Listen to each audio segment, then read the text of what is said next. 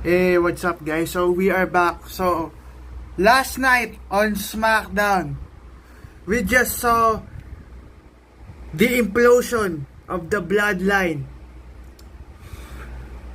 Solo Sikoa kicks out Jimmy Uso in the Bloodline.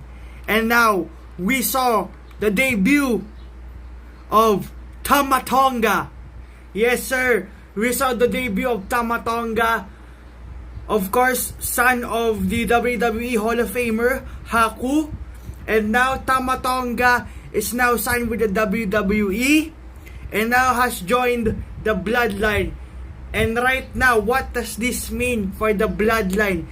Since Jimmy Uso is out of the Bloodline, does this mean Solo Sikoa is now calling the shots? This is Bloodline 2.0.